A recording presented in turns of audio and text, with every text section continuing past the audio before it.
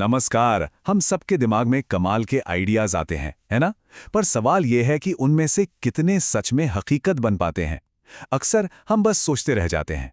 तो चलो आज इसी के बारे में बात करते हैं कि कैसे प्लानिंग के जाल से निकलकर असल में काम शुरू किया जाए और सच में कुछ बड़ा किया जाए।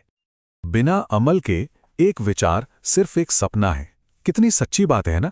दुनिया में जिसने भी कुछ कमाल का बनाया है वो इस बात को जानता है।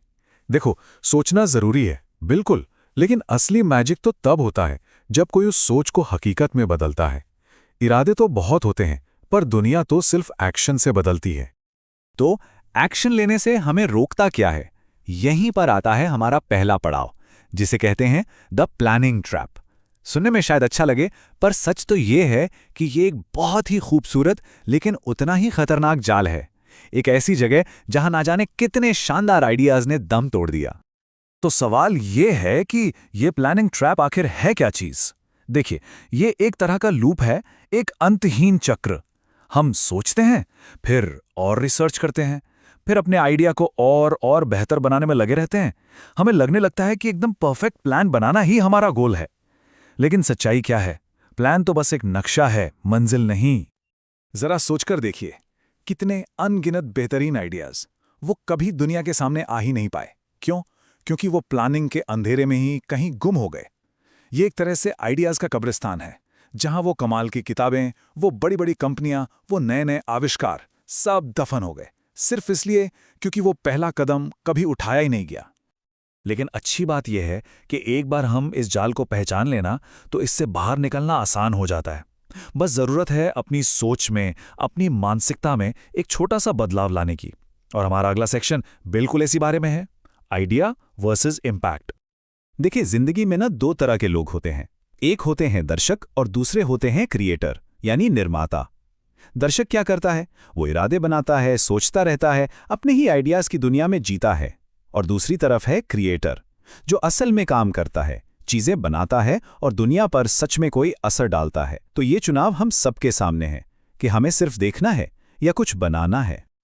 और ये बात बिल्कुल सटीक बैठती है। दुनिया इस बात से नहीं बनती कि इरादा क्या है, बल्कि इस बात से बनती है कि असल में किया क्या जाता है। बस यही एक लाइन सब कुछ कह देती है। अच्छे इरादे तो सबके होते हैं, पर दुनिया को शेप, उसको आकार सिर्फ और सिर्फ एक्शन से मिलता है। ठीक है, तो एक्शन लेना है, ये तो समझ आ गया।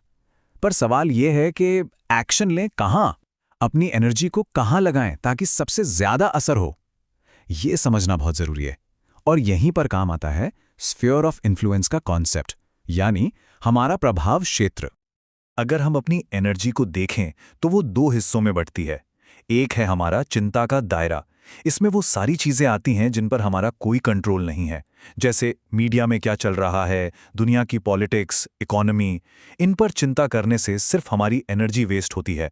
और दूसरा है हमारा प्रभाव का क्षेत्र।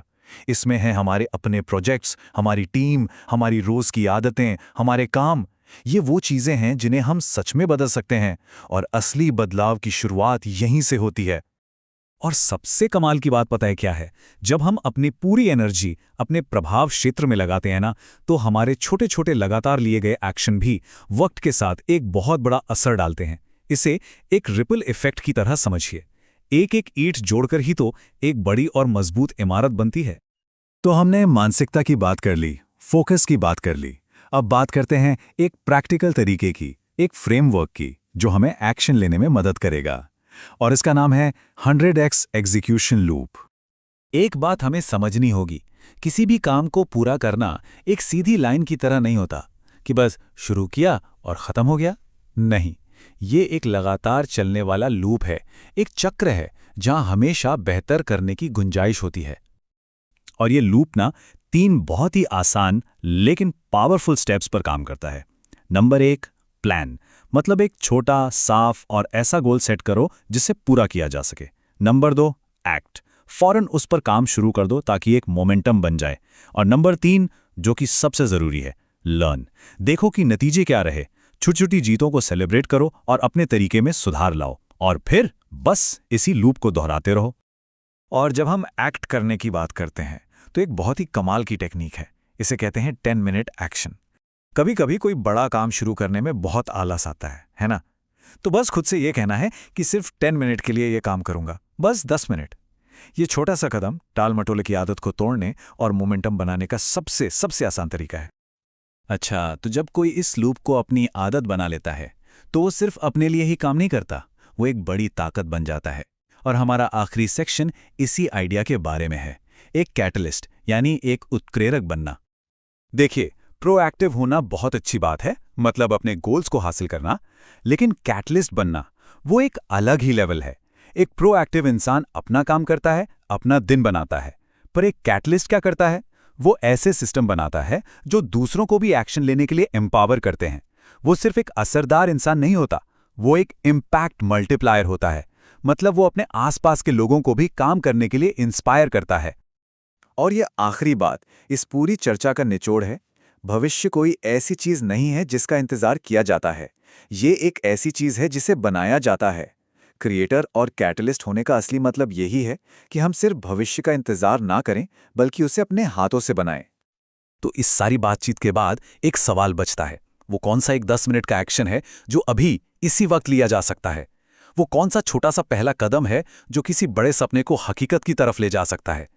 इसके बारे में सोचिए और फिर बस शुरू हो जाइए।